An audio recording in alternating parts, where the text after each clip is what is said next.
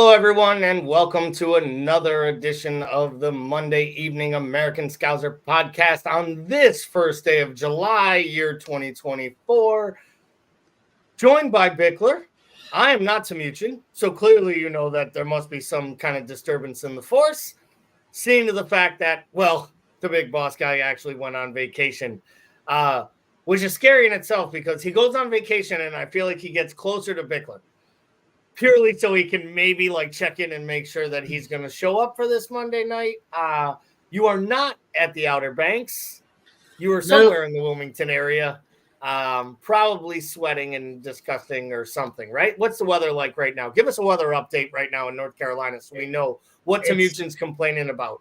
Yeah, it's actually overcast and raining where I'm at. But the weird thing about North Carolina is the Outer Banks I can essentially see from my backyard, but it's like 4.5 hours to get there from here because you have to go 2 hours inland and then 2 hours swooping around in the Barrier Islands. And then once you get outside the Barrier Islands, it's like 35 miles an hour all the way up.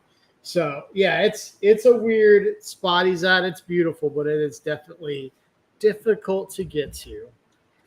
Every time someone tells me that they went, they tell me that they drove. And I'm like, why'd you drive all the way from Massachusetts to the Outer Banks? And they're like, because if you fly into North Carolina, you basically have to make the drive from Massachusetts. And then you got to rent a car. So you might as well just have your vehicle or one that is on a cheaper trajectory. It's a weird spot, man. There's wild horses and shit. It's weird. I don't know. Outstanding. Definitely it's going into hiding when he goes on vacation, which is, all good for him.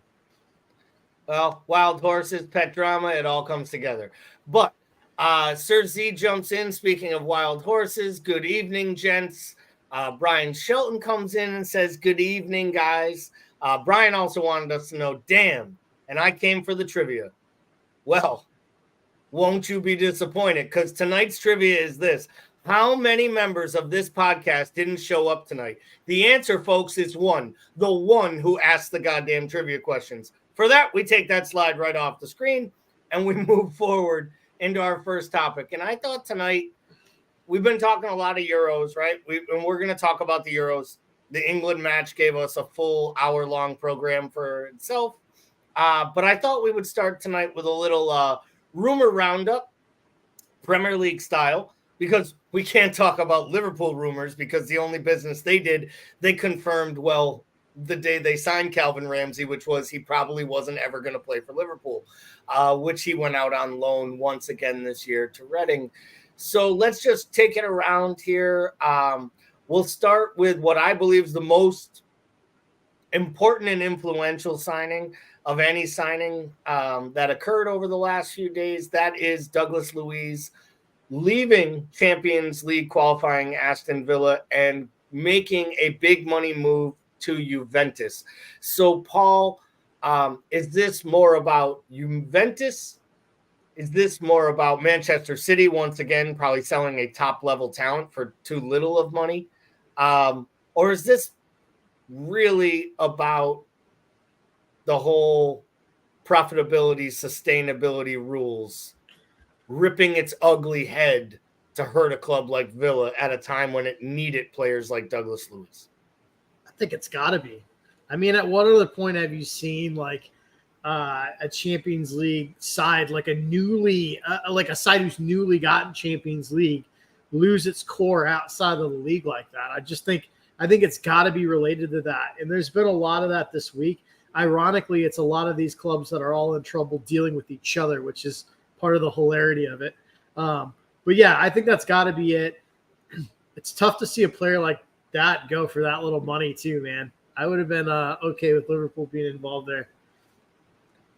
Yeah, I definitely think that was a player that Liverpool should have been in on. Speaking of a player that some folks in our Discord channel not only believe Liverpool should have been in on, I'd question might have went over to Liverpool for the last few weeks just to stalk the young man as he comes back into the Premier League. Kiernan Dewsbury-Hall, Leicester's, I would say probably their breakout star from last season, picked up all of Maddison's creative abilities, scored more goals, was one of the best players in the championship last year, has made what I consider to be a really cheap money move to Chelsea for just 25 million. Is this good business by Chelsea, or is this a big mistake by one of England's up and coming talents? I mean, it's like both. Like I think it's probably a great pickup for Chelsea and probably not a great move for him. I think also this just feels a lot like Danny Drinkwater to me. Like I feel like I've seen this before. Like Chelsea pips like a star midfielder off of Leicester. Said star goes to Chelsea, never to be seen again. Like I don't want that. I mean, it worked. It worked for N'Golo Kante. I'll say that because he won everything at Chelsea in his time. I do agree, except for Danny Drinkwater was already older than me when he made the move to Chelsea, and I'm 46. Where I think this works, and I know Cersei, unless it's about Liverpool, there's only a negative comment coming from Cersei about any move that any other club makes, any other player. I actually think this is brilliant work by both sides, and here's why. This guy isn't being signed by 3 other managers at Chelsea and a director of football. He was the first requested signing from the manager who just had him in the championship last year. In my opinion, this is the first name on the team sheet. This is Conor Gallagher's replacement. This is the first name on the team sheet after Cole Palmer every week. And I think if you're Dewsbury Hall and you have an opportunity to leave a promoted club in Leicester, get a 6-figure-a-week salary in London, play for a club who, whether we like it or not, was one of the best clubs playing football in England the last few months. I think the fact that his manager came with him makes this shrewd business because he's wanted. And I think that makes me think I understand why he made this move. Do I think he would have been better served coming to Liverpool? I do, but I also think Mason Mount was better served coming to Liverpool last year, and look how that worked out. So it's not like I'm always right about these things. But I just think when your manager is bringing you and you're at a club like Chelsea with good young talent, I could see this working with him, and I could see him playing a really, really, really big part of where they go forward. I think him and Caicedo could be a beast mode midfield 2 playing around some of the talent they have there. And if they end up signing Alexander Isak or they end up signing one of these big strikers, Chelsea might be really quickly right back there in that conversation for the top 4. It's all going to come into how quickly the manager beds in. But I do think it's good business. Speaking of Chelsea and what I would consider poor business, I thought it was ludicrous that they loaned out what I believed was their best fullback outside of Reece James at the club in Ian Maatsen last year, only for them to send him and him start in a Champions League final, for him to come back and then for them to sell him. So make heads or tails of this. Is this really just about balancing the books in the opposite directions? Is this Villa and Chelsea just doing each other a solid? It's got to be, but at the same time, it's like, how many times does Chelsea have the opportunity to do the right thing financially and not?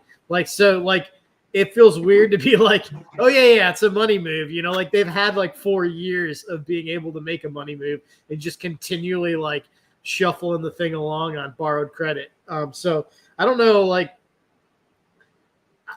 they must not rate him to some degree to just put him out on loan anyway.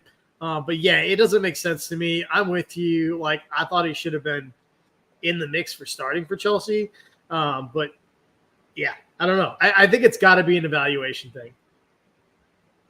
So a move that is not completed yet, but there's plenty of rumblings and or smoke to the fire, is that Tottenham have stole a march on Liverpool, United, and Arsenal, and they've won the race to the young Leeds United starlet midfielder Archie Gray.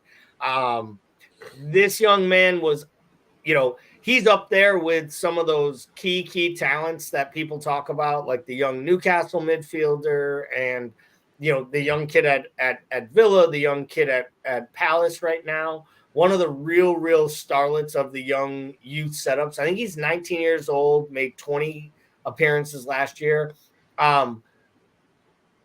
Do you like this type of a signing for a club like Spurs, trying to find that young English talent that they might be able to bet in? Do you feel like Arch probably deserved maybe a little bit more of a senior type player to help them kick on rather than one for the future? I mean, I think that Tottenham probably need a little bit more experience, and they probably need a little bit. I think they probably need another level, but at the same time, I think if you're not going to spend with the big boys, and clearly Tottenham have more of an eye towards sustainability, if you're going to do that, you're going to have these types of buys. I think it becomes almost like a hybrid, very similar to what you saw happen with the transition at Liverpool, where we were just almost exclusively going after young talents. And then we started to sort of blend that in with trying to get quality with experience in there too. I think at some point the Spurs have to have that blend. But I think what Spurs have traditionally done is done a pretty good job of getting veteran leadership or older players. I think that they have struggled both to get the best from their academy and players like Scarlett, and then like blending them in and actually going out and acquiring talent from these other clubs. So I do think that I think it's a surprise that this is, if this is true, I think this is a surprise that this player lands there out of his options. But I also think that's a big coup for Tottenham because I think they need to be able to get these types of players. I absolutely agree. I think he's a big talent. Everybody's chiming in with their Spursy moves. Spurs still won't win anything. It's a great deal for Spurs. Shane Gray won't win anything.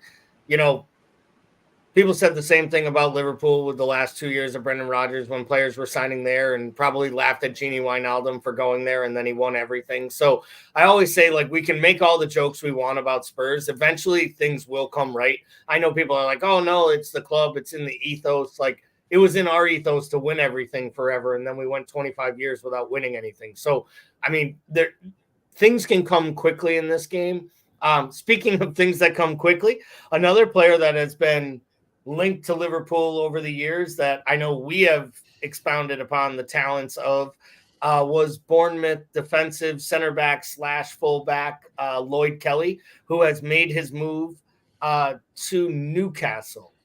So another club with sustainability issues. How do you see this move here? Is this literally more about Newcastle making a shrewd signing, or is this about Bournemouth trying to balance books and maybe getting a player off before he leaves on a free or doesn't re-up and sign a new deal? I can't imagine Bournemouth didn't want Lloyd Kelly to play a part of their upcoming campaign. No, I think it's probably a combination of them being able to get something larger off the books in Newcastle to get a piece that they can plug and play with that's substantially less than maybe like if they need to move Trippier, right? Like, I think so. I think it kind of plays into both where like it allows Newcastle to have a little more flexibility, but it also allows Bournemouth to get this money off the books. We're going to get a lot of weird signings like that. And I mean, I just think there's going to be a lot of like strange accounting happening, especially when you see like these teams, like all of a sudden you see Forest dealing with Newcastle and stuff. And you're like, oh my God, somebody's got to audit this at some point. So we love all of our comments, including Saidu. Interesting things happening elsewhere except our own sluggish and unserious FSG. So we couldn't do a transfer roundup, talk about all kinds of transfers across the Premier League without at least addressing the fact that Liverpool has had no moves. I will add to Saidu, you can be angry with FSG, I guess, if you want, but Arsenal, City, and United have done nothing either in this market yet to this point. So it's kind of hard to look around and say, like, your main contemporaries and your main competition are making all these moves and you're sitting pat and standing foot. Obviously, he jumped back in with linked FC equals Liverpool inquired FC equals Liverpool admired FC equals Liverpool. It's actually kind of funny. I give him credit.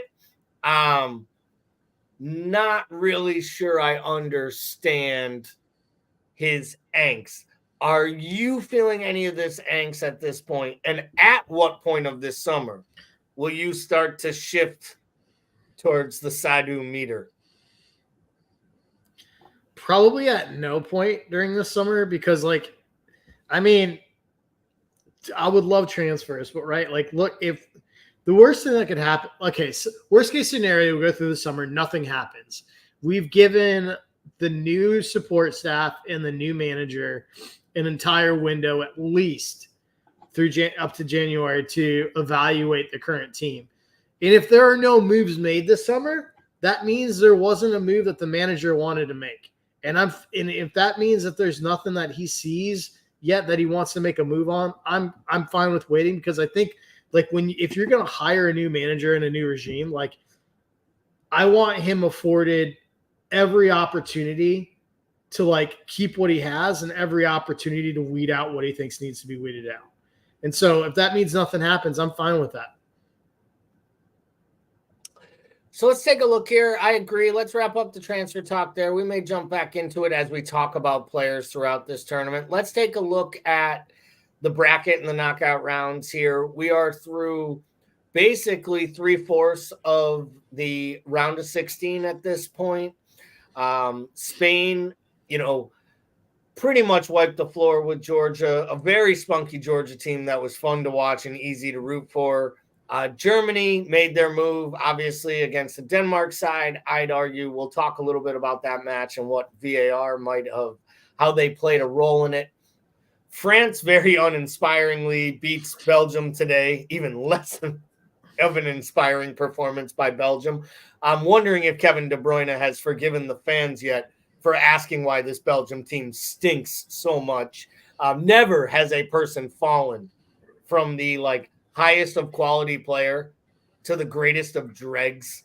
Like, I honestly believe he is moving himself into villain mode as he does these things, not clapping off his own. He stopped his own team from cheering on supporters who traveled to Germany to support that garbage. He was like, no, let's go back in together. And then probably threw a temper tantrum halfway down the aisle.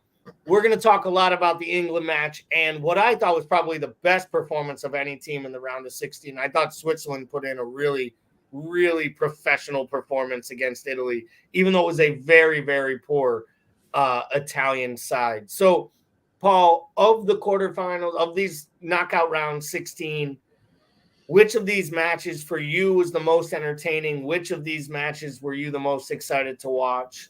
Which of the teams who has progressed so far do you truly believe has a real shot and shout to win this thing?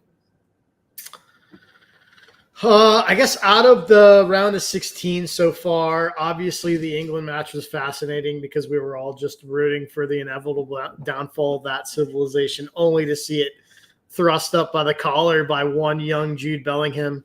That game was pretty incredible to watch. I thought, you know what game I thought from a pace standpoint was really fun was Germany-Denmark.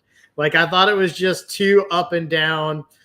It was like a basketball game, too up and down all over the place. I thought it was physical. I thought it had all the things you want in a match like that. I still think Spain looks like they belong in a class all by themselves right now. So, I mean, when you look at that bracket, I think it's fairly heavy on the side that England's on in terms of sorry, not England, on the side that Spain and Germany are on and Portugal. Obviously, that is a loaded bracket. So you sort of favor whoever's coming out of that. I guess the question for you is, what favorite had a more disappointing opening tournament, including round of 16, France or England? Who has been less impressive? Mm-hmm. I think actual play on the pitch, it's been France because I think they have more talent and they just won a World Cup. They have a better manager. I also don't think France right now is riddled with any injuries. And I do believe that England, though we love to make fun of Southgate and poke fun, we genuinely have to recognize that, in a lot of ways, that French team is a better side, has more talent, is deeper, and England is down some key players. I made the Luke Shaw argument. We can all laugh about Maguire, but he's been their best defender over the entire Southgate era. I will say we should recognize our good friend Sparky Parky, who is in England right now, 2 listening a.m., to baby. these two dopes talk at 2 o'clock in the morning. So let me tell you, my friend, we appreciate your dedication. And for that, we might just agree with you. It is England as by a long way, as in you are a long way away, and it is really England. Obviously, we know the Southgate issues, so let's jump into the England match. I think a lot can be said about England. A lot can be criticized, right, of England and their performances.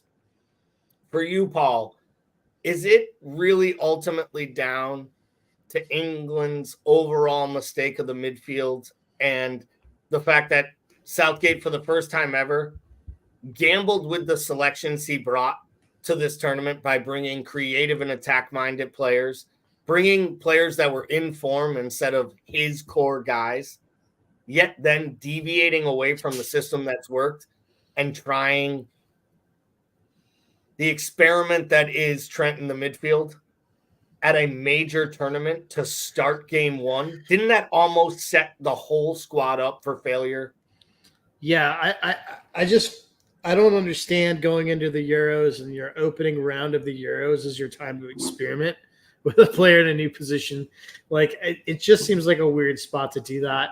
I don't think that I don't necessarily think the formation is the problem, but it seems to be like the tactical direction of what's being asked of that formation. Like I don't understand, starting with a double pivot, and then wanting to attack from wide spaces, and then putting Trent central. Like, I mean, if you want to play that way with that formation, how is Trent not your fullback? How is he not your right back? Like, I don't understand this weird marriage to Kyle Walker being your fullback, despite the opposition. It seems weird. It seems like to me, if you're having a hard time connecting Kane, who seems further isolated from the rest of that midfield, and wanting to attack from wide areas, it feels like Trent would be tailor-made for that.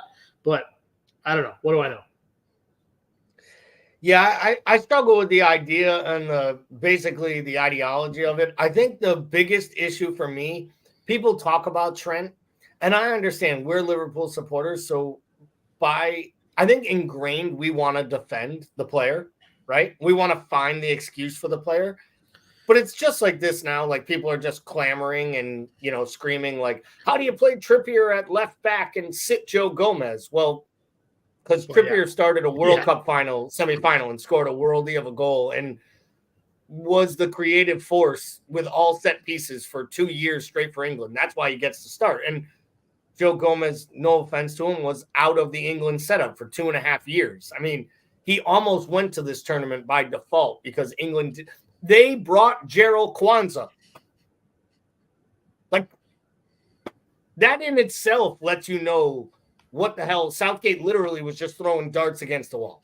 Let's bring a 19-year-old kid who played half a season with Liverpool. I mean, it's to the Euros, who's never made a senior cap for his country. It didn't make any sense to me. I don't like the way that he set up. I don't like the way that he picked his side. I think you now know why Jordan Henderson was so important and why Jordan Henderson was still getting called in even when he was barely playing in Saudi Arabia. Because they needed both a leader and they needed steel. And they don't have any steel. And, I think the worst thing that's come out of this is everyone clowning Southgate for the comments about Calvin Phillips. He didn't say we miss fat Calvin Phillips from West Ham. He said we miss the most productive player to play in the last 2 major tournaments we had.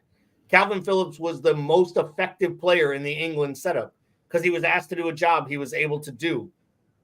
And it allowed Declan Rice to be their most influential midfielder and player. And I really do believe that all kind of fell apart for him. So let's go away from Trent. They went Trent for 2 games, subbed out with Gallagher. They went Gallagher for 1 game, and now they've gone with Manu starting. Are you under the same expectation that I am that we will see Manu start the rest of the games that England is in this tournament? because I believe he has kind of locked that down because that was the best performance we saw was defensively, him and Rice for that half. And he's a generational-esque talent.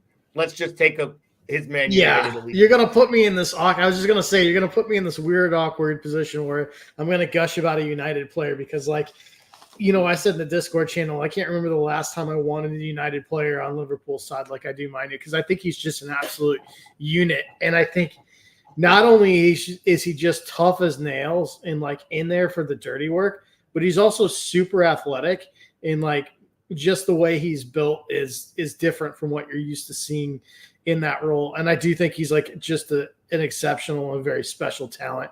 Like I said, I do think in a half cycle, he's going to be one of the most important players in that England squad. And it will be mentioned sort of in that same breadth of maybe not at the level, but you're talking Bellingham and then he's the next guy down the list. It's a scary world if that happens for United and they have a guy at the base of their midfield like that to build around for years to come. So let's assume it's Manu and Rice, right, with Bellingham supporting him. At what point will Gareth Southgate realize that this is not Man City's setup and Phil Foden brings you absolutely nothing on the wing? Do you know that Phil Foden and Harry Kane have connected for 11 total passes in 4 matches? That's absurd. 11. That's absurd. Oh, man. Yeah, I look, I mean, the way that City plays is completely different than this kind of high line where they're going to want to attack from wide areas. And I think a player like Foden doesn't have that top end pace that you want to do that. He likes to drift inside too much into those inside spaces. And I think it just doesn't work for what you need out of this system. And I think that's why you immediately saw how much better this side was when you had a Cole Palmer in it coupled with the Tony in there, who actually, attacked in advanced spaces, but also had the ability to keep shape, keep width, and support. And I just think, Foden, that's just not his game. So take Gareth Southgate out of this. How does Paul Bickler set up that England attack to play Switzerland?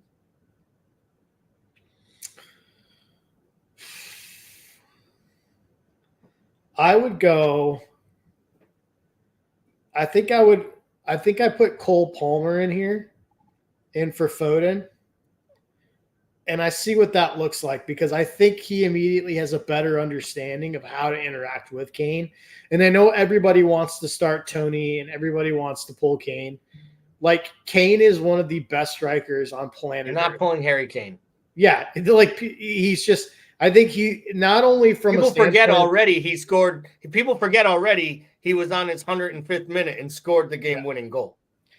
Not only is he clinical, but he has incredible vision for a striker. Like, he has the ability to play other people in, especially like a player like Cole Palmer, who has the ability to distribute and then hit you on the overlap.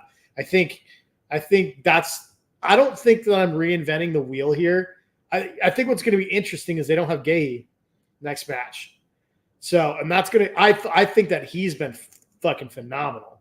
I think he's been their best player. I think he's been England's best player. If anyone put themselves in the shop window, it's that kid. Because to me, he was class at Crystal Palace all last year. He's been great for England. I think Stones has actually acquitted himself well as a partner of him. I thought they've looked really good together. Yeah. So let me ask you this. Do you think it will be Konsa that starts at center back alongside John Stones? Or do you think, like, I know there's a lot of people keep saying Joe Gomez. There's no way if Joe Gomez hasn't gotten a minute yet, I can't see him getting a start in the quarterfinals. No, and you're not going to go with Dunk. You're not going to go with Lewis Dunk. I mean, it's just, I think it's, when you look at those three, it seems like a pretty obvious choice, right? I mean, I think we'll both be astounded if it's like Dunk or Dunk. I would think it'd be Gomez before Dunk, to be perfectly honest with you. Then I don't think either of those are going to happen. I mean, it is Gareth Southgate. So, I mean, it could be Lewis Dunk just purely because he's playing for the 1-0 win on a header late in stoppage time. Fair. I guess with me, what I look at this as, I want to just touch on this, then we'll talk a little bit about kind of our predictions for the next, because by the time we meet again next week, we'll already be into the semifinals.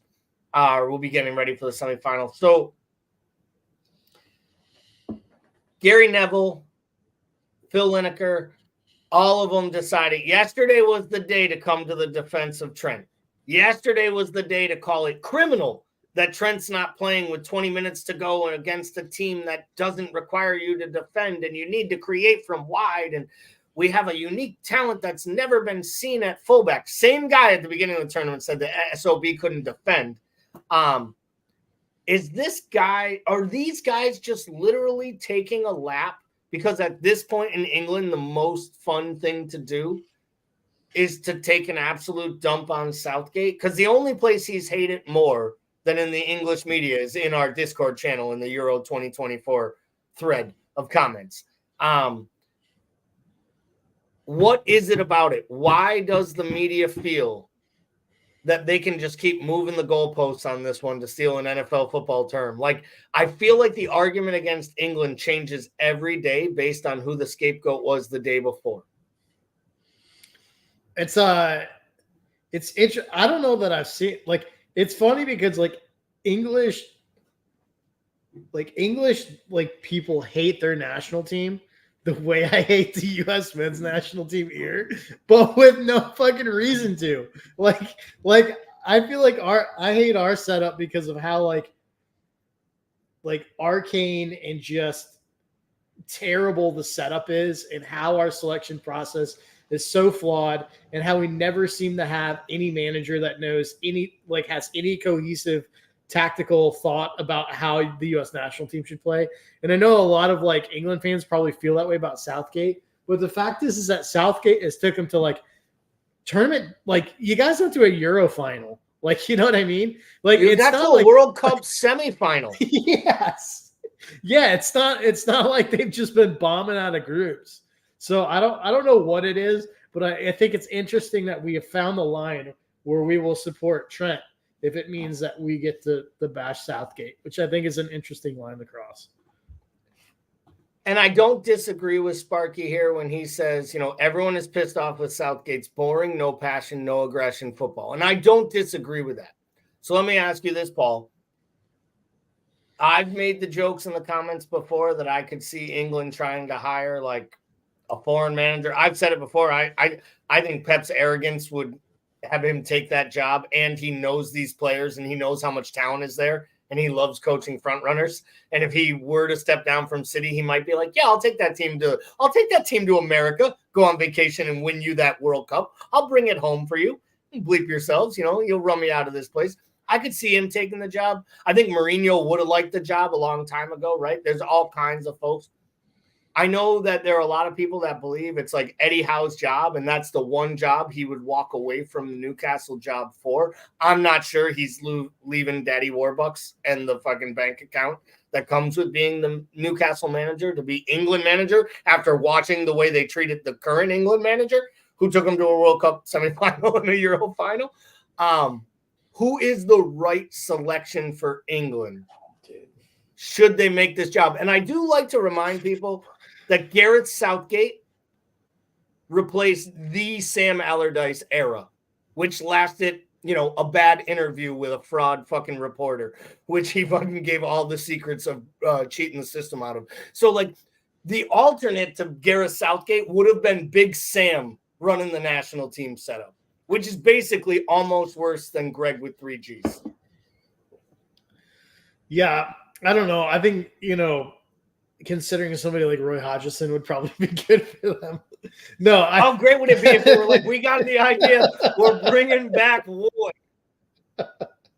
No, I don't know what the answer is, because these national team coaches always seem to be journeymen, right?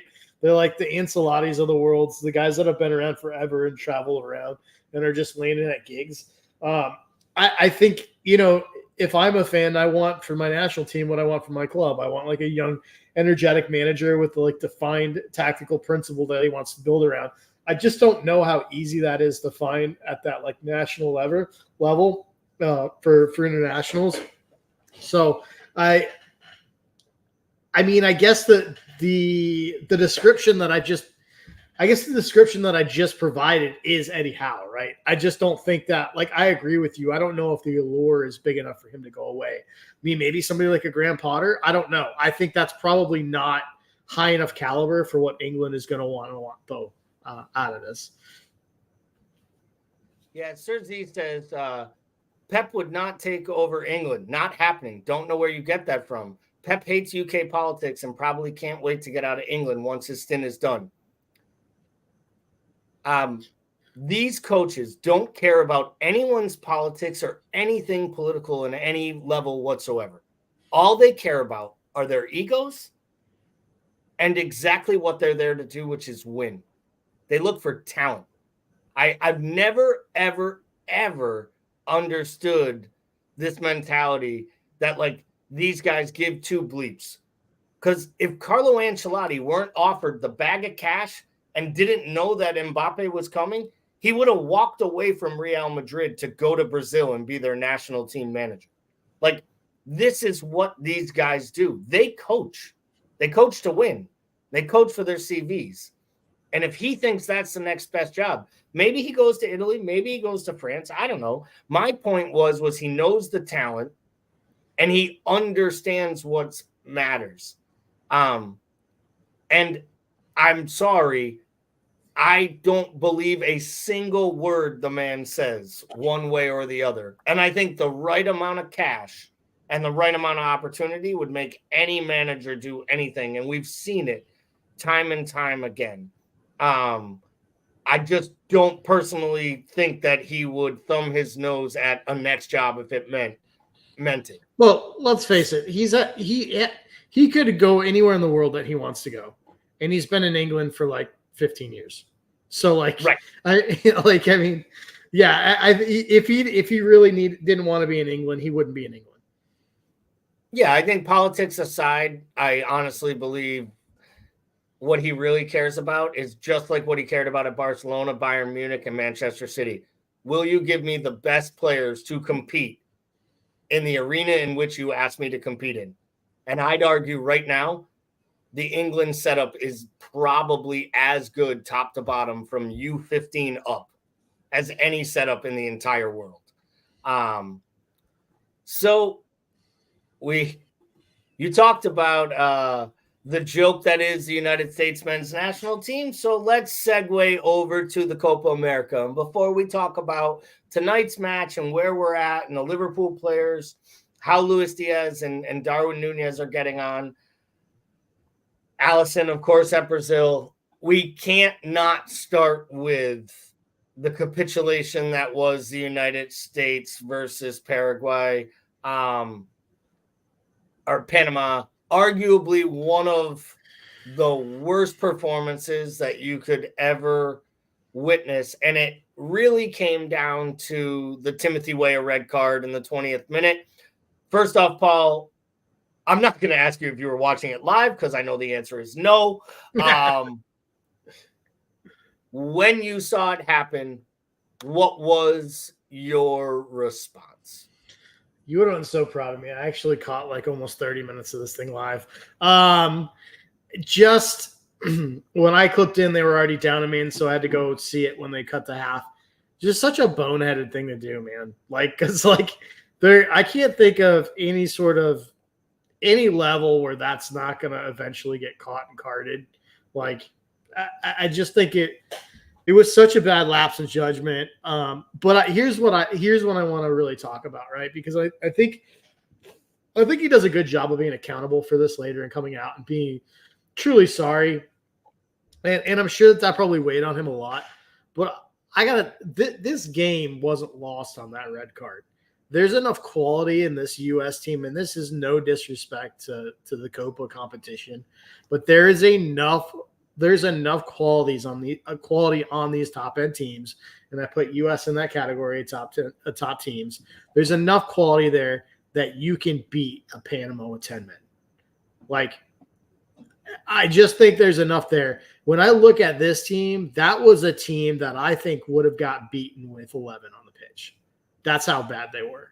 And I think when you talk about the fundamental inability to cohesively defend, not only like in our own box, but going forward, no front press whatsoever, no cohesion in midfield, like turning the ball over in just awful areas. I just think like the team itself, it obviously hurt them being down a man, but I think like this team is good enough that like that red card's just an excuse that we're just paper and cracks. I don't disagree with you. I'll say this. I think he did a great job. I want to agree with you first off. He raised his hand. He wasn't like Serginho Dest who like kind of whined his way and I just lost my mind. I saw red. I kicked the ball to the crowd. It's like you got sent off in like a semifinal game that was massive. This dude eliminated them theoretically because you lose this game and you do defend for 90 minutes without a couple of your best players. It's hard. You got to take off Tyler Adams because you know you're going to lose him as time goes on in the match. Like it was just an absolute comedy of errors, right? That wasn't very funny. I will say this. I thought that, Sparky Parky says, Nunez to beat Captain America and leave it to the English people to make fun of, Pulisic however they can. I will say this. I think if anything that I've seen over 2 matches is that Christian Pulisic looks a different player playing for the men's national team. You can tell that year in Italy really, really helped him. His confidence at a new level. He's not trying to win every match by himself. He's actually trying to make others around him better and do the right things with runs, with cuts. He's playing physical, scoring free kicks, and I mean, he looks like a leader on the pitch, and he's scoring the big goals, so I give him credit for that, and he deserves credit for that. I think what really hurts with the Weah one is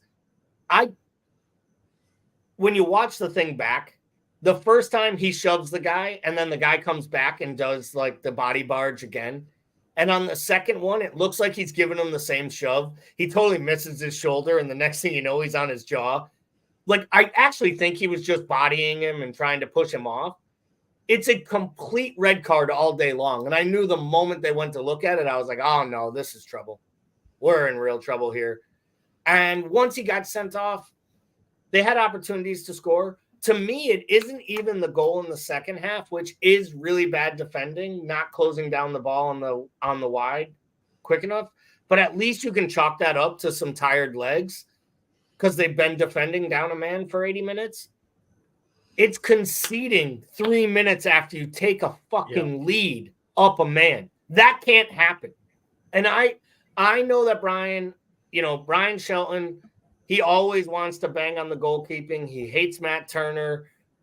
We understand this. There are people that have their stuff, one way or the other. I don't think Turner was great on the first goal. I do think he was hurt after the collision, and it was a massive collision with the keeper, and I think he was actually hurt.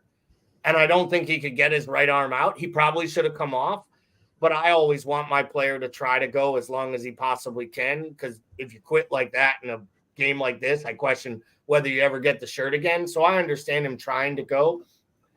The goal Horvath gives up is absolutely abhorrent. I mean, the ball is hit right at him. He basically went Karius on it.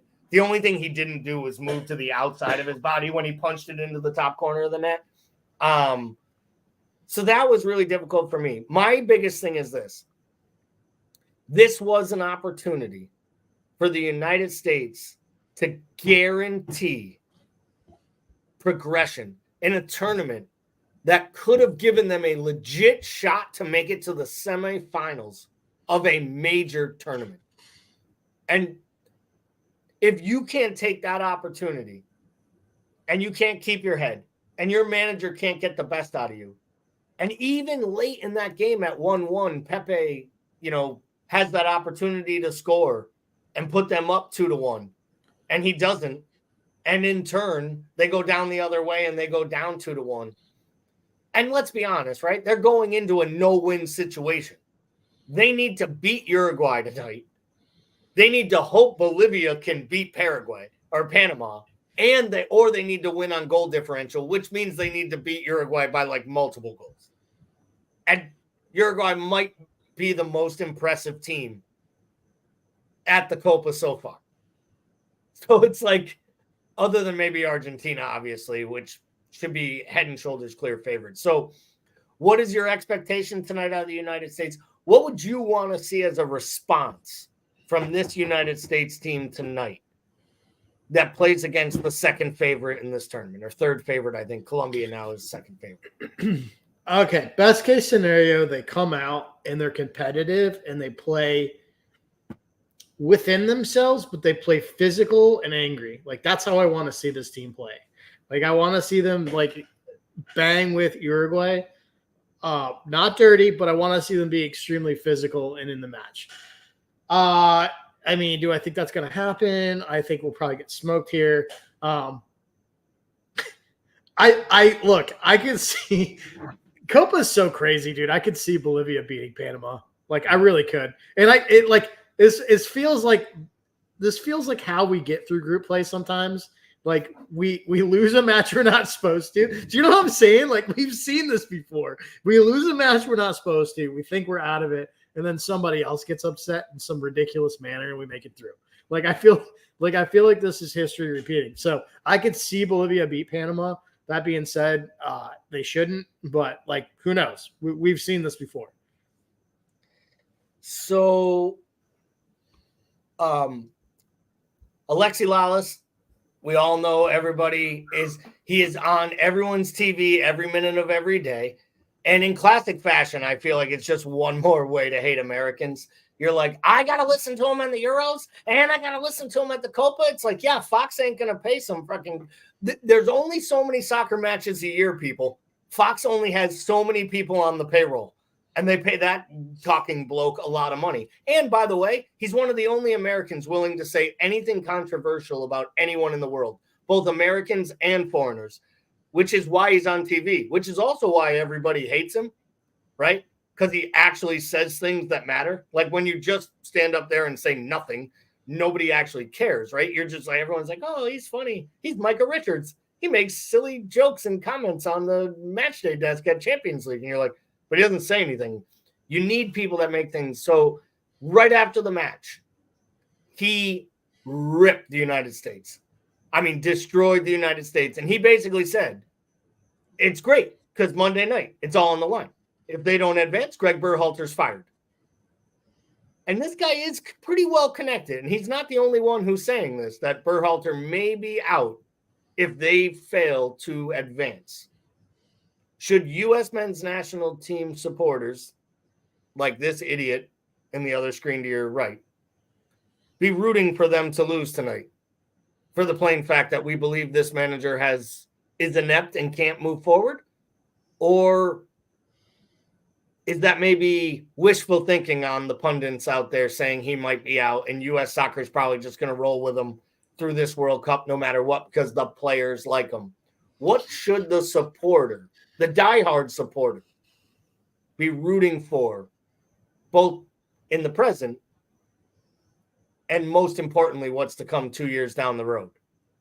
Yeah, this is a real conflict of interest. I mean, you want the U.S. national team to do well, but I think its future isn't Greg Berhalter, right? Like that can't be the future. I think the problem is that, like, I do think that, like, if he loses and they crash out, it's very likely he is gone. I think what everybody has to realize, though, is the same people that brought him back are the same people that's going to hire his replacement, right? So it's a pretty hopeless feeling. Like, because good news, it's his younger brother, so most likely the guy's going to have 3 G's in his name, and it's going to rhyme with Reg. Jesus Christ. Yeah, I like I said, the future can't be Greg Berhalter. It just can't. We've seen too many iterations of it. We know what this looks like at this point. So Bruce Arena has been canceled by the United States of America. Jesse Marsch is the manager of Canada. The entire United States would tar and feather everyone if they ever tried to bring back a foreign manager with clout or a namesake like Klinsmann, because he was terrible. All he ever did was get us out of the toughest group we've ever been in a World Cup that got us minutes away from beating a great Belgium team if Chris Wondolowski doesn't kick the ball into Rose Zed from the 6-yard box. So what exactly does the U.S. men's national team do should they move on from Greg Berhalter? Because I would have told you it was Jesse Marsh if he's available and he's working on the desk. But he's not. He's Canada's national team manager who has them in the knockout round, by the way. Well, I think, listen, when in times of crisis, we go to our friendly neighbor. So I think the only answer is you go up to the border of Vermont with a gallon of maple syrup and a pocket of cash, and you say, what do we got to do to make this work? Show up in Montreal, six dozen baguettes and 6 packs of Marlboro Lights. Yeah. Just be like, hey, I got this and a 2-month Airbnb at Jones Beach in Maine. You're good, brother. Just like we used to do it back in the day. I wouldn't even be opposed to including the Louisiana Purchase. I mean, like it's a swamp anyway. Like, I mean, we could just include that back and give it back. Sparky Parky says, I would offer them the U.S. women's coach, as in Emma Hayes. Chelsea supporters might tell you you don't want any part of Emma Hayes because she is an angry, angry woman who does not like herself, some Americans, but she came to America to work anyways, which is always awesome. Brian Shelton says they should have never hired Greg Berhalter. I was under that same boat in that same camp. I understood why they made the hire when they did. I understood why they went back to him. I know Anand argues in the morning show. He isn't a fan of Greg Berhalter. He just didn't like the way the Reynas tried to, rake him over the coals at the last World Cup. And I completely agree. He was done dirty by the Reynas, and I think he showed some real civility and class with how he's handled the young Reyna kid in the system. I think Giovanni Reyna was part of the problem, but not ultimately the problem. His parents were the problem, which is ultimately always the problem when it comes to the U.S. men's national team. It's this mentality, it's the entitlement, and it's the pay-for-play setup. And to me, it's all predicated based on the problems that they have in their youth systems, and more importantly, the problems they have at the decision-making level, including the president. So, if I said to you, Paul, we fire Greg Berhalter tomorrow, if you could have any manager in the world, not named Jurgen Klopp because he's not managing the United States men's national team, who would you try to acquire? Who would you go get? Man, I don't even know who would be I don't even know where to begin with this question just because I don't follow enough international. But it could be any manager who I know has had international experience. And I had, it didn't matter where they were. I would probably try to hire someone like Nagelsmann because I think he does well with young players. And I think that you can bed, I would love to see us do more German engineering just in general.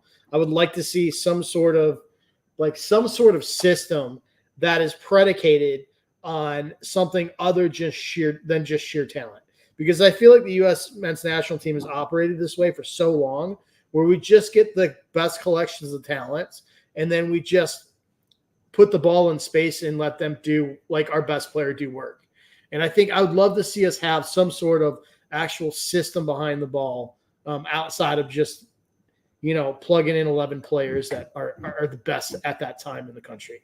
I will say I do recognize and appreciate the improvement in the side and the fact that I can look at a starting 11 and none of them are starting in the MLS. And I think that is no disrespect to the MLS, but I think that means that the state of U.S. soccer is probably healthier than I give it credit for. Yeah, I think they do. I think the players in this setup right now at the Copa deserve credit because I think some of them have really shown out. Even some of them that you don't realize, like Joe Scally is playing in Europe. Yeah. These guys are all playing at good clubs. That Johnny Cardosa guy is valued at $40 million by Valencia or something. Right. I didn't even know he was in Spain. Right. What is going on? I would like to see them think outside the box. I would like to see them go for a foreign coach because I think these players are at the crescendo of needing new ideas, just like the Klinsmann era. Brought new ideas. it would never happen because there's a little bit more money in Saudi Arabia than there is in the United States of America. But like, could Roberto Mancini not do a job here? Like, could he not coach young players, create a defensive stability, and then teach some attacking flair? Could you not attract a player or two from Europe with a guy like him? That would be one I would think about. Like, there are some retread managers out there. I always used to say the Jose Mourinho one would have just been the greatest because Jose Mourinho would give you the character you need to be the face of American soccer and literally be a bad guy and like yell at people and be like, you will love this team. You will love them. Like he would just be like fighting with fans. Like he'd be in Hartford, Connecticut, yelling at like little old ladies, like up in the corner, like just pointing at them. I think that would have been a good hire. Obviously, I feel like he is at the club that represents him the most right now by being at Fenerbahce. And I can't wait to hear all the Jose Mourinho stories that come out of Timucin.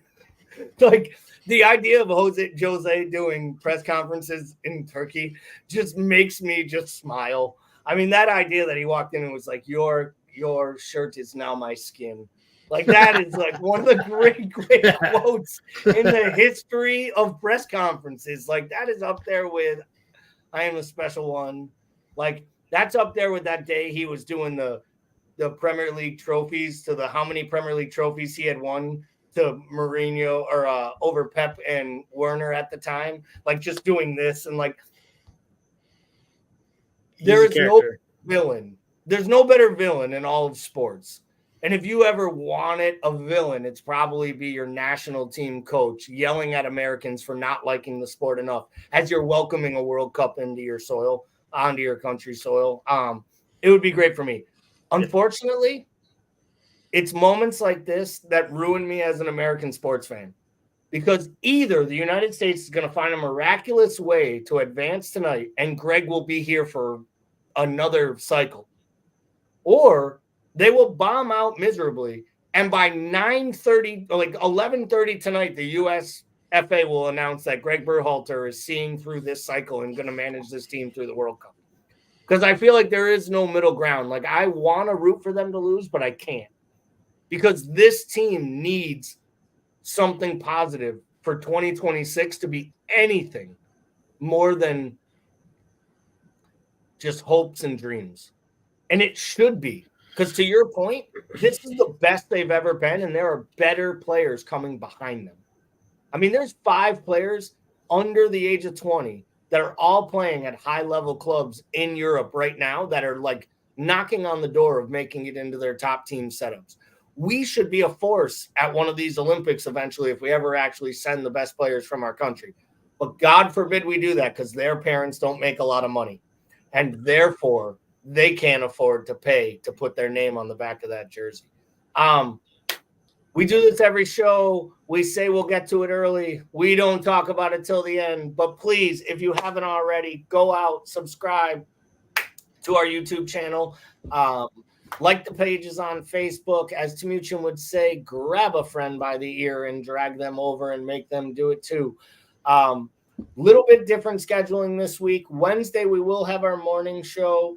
No Friday show. We'll be back again next week, Monday, Wednesday, Friday. Monday podcast, of course. The Thursday podcast this week most likely will not go down with it being July 4th, but we will make an appointment or we will make a post to confirm that either way. And as always, for myself and Bickler, thank you very much for listening. Have a great time watching the Copa. Have a great time watching the Euros.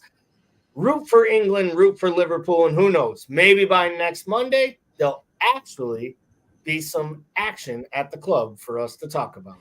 All right, everybody. For myself and Bickler, have a great night. For Sparky Parky all the way out in England, go to flipping bed, my man. Have a great night. We appreciate you all. Bye, everyone.